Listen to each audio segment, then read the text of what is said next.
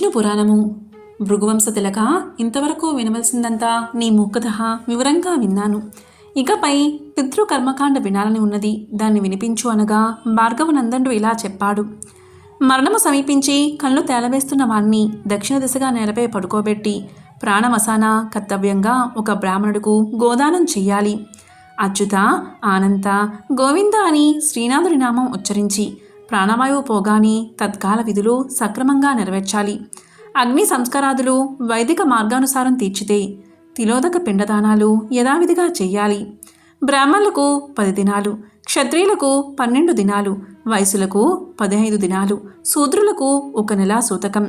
సూతకం తీరగా ఒకటి నిర్ణయించి మర్నాడు సపిండీకరణం శ్రాద్ధవిధి నిర్వర్తించి సంవత్సరం పూర్తయ్యే వరకు ప్రతి మాసం ఏకభోక్తగా శ్రాద్ధం చెయ్యాలి. తరువాత ప్రతి సంవత్సరం ఆ దినమందు శ్రాద్ధం చేస్తూ ఉండాలి. పైతృక శ్రాద్ధమునకు ఆచార్యుడు వేదశాస్త్రవేత్త, సదాచారపరుడు, విష్ణు భక్తుడు అయినవాడుగా ఉండాలి.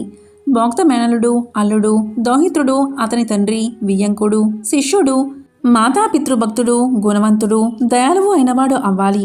నాస్తికుడు, దురభ్యాసాల కలవాడు, రోగి, చదువు సంచలు లేనివాడు భోక్త కాకూడదు. అన్ని విధాల యోగ్యులైన వారిని భోక్తులుగా నిర్ణయించుకోవాలి. తొలినాటి రాత్రి వెళ్ళేవారిని నిర్ణయించి తన ఇంట ఆ రాత్రి స్త్రీ స్మరణ లేకుండా నిద్రించాలి. తెల్లవారిన తర్వాత సాన సంధ్యా దృష్ట్యానం కాగా వారికి దక్షిణాది కృత్యాలు నిర్వర్తించాలి. తదుపరి సముచితాసనాలపై వారిని ఆసీనులు చెయ్యాలి. విశ్వేదేవారం 2 నిర్ణయించి వారికి తూర్పు ముఖంగాను, పితృదేవారం 3 నిర్ణయించి ఉత్తరాభిముఖంగాను కూర్చోబెట్టాలి. పితామహ ప్రపీతామహులకు నిజనామ గోత్రాదులు చెప్పి ఆ 3 భోక్తలను ఆ విధంగా అర్చించాలి. వారిని వసురుద్ర ఆదిత్య రూపాలుగా సంభావించాలి. యథావిధిగా వారిని అర్చించి సముచిత పాత్రల్లో అన్నం, పాయసం, అప్పాలు, పప్పు, కూరలు వడ్డించాలి. అగ్ని కార్యం నెరవేర్చాలి. ఆ సమయంలో అతిథి వస్తే భోక్తల అనుమతితో అతన్ని ఆహ్వానించి స్నానాధికం అయిన తర్వాత సహపంక్తిగా విష్ణువుగా భావించి కూర్చోబెట్టాలి. ఆ విధంగా అందరికీ హస్తోదకమిచ్చి భోజనం చేయాలి. ఇలాగూ పైతృకం నిర్వర్తించాలి.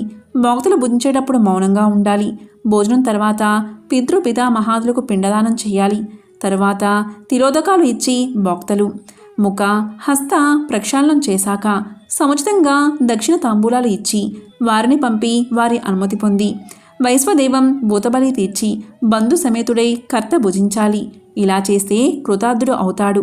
ఈ విధికి తప్పినవాడు సకల నింద్యుడు, మలిజన్మ చండాలుడు అవుతాడు. లేడి, దున్నపోతు, కుందేలు, మేక, దుప్పి, ముంగీస, చేప మాంసంతో పితృకర్మ చేసే జాతుల వారు ఉపయోగించవచ్చు. శ్రాద్ధకర్మకు యవలు, వడ్లు, చామలు, ఆవాలు, మినుములు, తిలలు, పెసలు, గోధుమలు, కొర్రలు ఉపయోగించదగినది. ఉలవలు, కందులు, ఆళ్ళు, సజ్జలు, అలచిందలు, అనుములు, చోళ్ళు, మునగకాయ, ఉల్లి, ముల్లంగి, గుమ్మడి, నేతి బీరకాయ, పుచ్చకాయ, నక్క దోసకాయ శ్రాద్ధకర్మకు ఉపయోగించకూడదు. అలాగే గోవుకూర, పుల్ల బచ్చలి, చెంచలి కూర, పొన్నగంటి, నల్ల తోటకూర ఉపయోగించకూడదు. శ్రాద్ధకర్మ నిర్వర్తించిన తర్వాత కర్త నగ్నుడిని చూడకూడదు అని చెప్పగా మైత్రేయుడు, గురవర్య, నగ్నుడు అంటే ఎవడు అని అడగగా పరాశుడు ఇలా చెప్పాడు. చిన్ననాడు వేదాలు అభ్యసించి శాస్త్రాలు చదివి దేవతారాధన కావించి క్రమంగా పెద్దవాడై వేదాలను నిందించే పామరుడు నగ్నుడు. వేదాధ్యయనం చేసి వేద పద్ధతిని విడిచి దుర్వివేకంతో అన్యమతాల సాధన ఆదరిస్తూ సంచరించే పాషండు నగ్నుడు. అలాంటి వాడితో మాట్లాడకూడదు. దీనికి ఒక ఇతిహాసం చెప్తాను విను. అది ఒకప్పుడు మా తాత వశిష్ఠుడు సంత సనందుడైన భీష్ముడుకు చెప్పింది నేను చెవులారా విన్నది. శ్రీకాంతుడు నరసింహుడై హిరణ్యకశిపుని వధించిన తర్వాత వాని కొడుకు ప్రహ్లాదుడు దేవతలపై కసితో సేనా సమేతుడై వెళ్ళి ఇంద్రాదుల్ని బాధించగా వారు పోయి శ్వేత ద్వీపముందున్న చింతామణి గుహలో శ్రీ విష్ణునామం జపం చేస్తూ ఉండగా శంఖచక్రధరుడై పీతాంబరుడు శ్రీహరి ప్రత్యక్షమయ్యాడు. ఇంద్రాదులు పుండరీకాక్షుని చూసి లేచి చేతులు జోడించి స్తుతించారు. హిరణ్యకశిపుని కుమారుడి వల్ల తమకు కలిగిన ఆపద విన్నవించి కాపాడు సర్వేశ్వర అని ప్రార్థించారు. వారి గోడు విని శ్రీకాంతుడు ఇలా పలికాడు. సురలారా, ప్రస్తుతం దానవులు నిజ ధర్మవత్తులై ఉన్నారు. అలాంటి వారిని ఎవరూ ఏమీ చేయలేరు.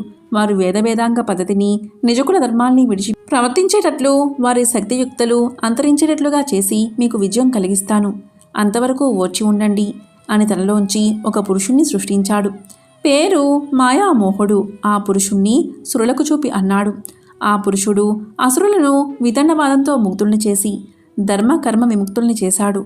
మీకు గెలుపు కలిగిస్తాడు అని చెప్పి అదృశ్యుడయ్యాడు. ఇంద్రాదులు ఆ పురుషుడితో తమ నివాసాలకు వెళ్లారు. ఆ పురుషుడు నెమలి రెక్కల విసినకర్ర, బోడిదల దిగంబొడుగా కనిపించేటట్లు సన్నని పల్చని ఎరుపు రంగు కట్టుబట్ట కలవాడై తిరుగుతూ క్రమంగా నర్మదా నదీ తీరాన ఉన్న దానుల వద్దకు వెళ్ళాడు.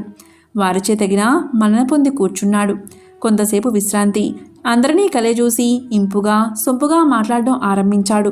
మీరు ఇహలోక సుఖాలా పరలోక సుఖాలా కోరి ఈ తపస్సు చేస్తున్నారు అని పలకగా, మహాత్మా, మాకు ఐహిక సుఖమాంచలేదు, పౌరలౌకిక సుఖం కలిగే పద్ధతి ఏదో చెప్పవలసిందే అని దానవులు మనవిగా అన్నారు.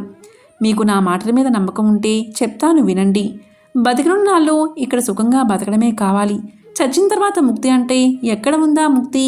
ఎంత తపస్సు చేసినా ఎంత చదివినా ఎక్కడో దైవం ఉంది అనుకోవడం భ్రాంతి. వేదశాస్త్రాలు కళ్ళలు. యజ్ఞం చేస్తే గోవధ చేసినట్లే, ఆ పాపం తప్పదు. ముక్తి మార్గం తెలియాలంటే చెప్తాను వినండి.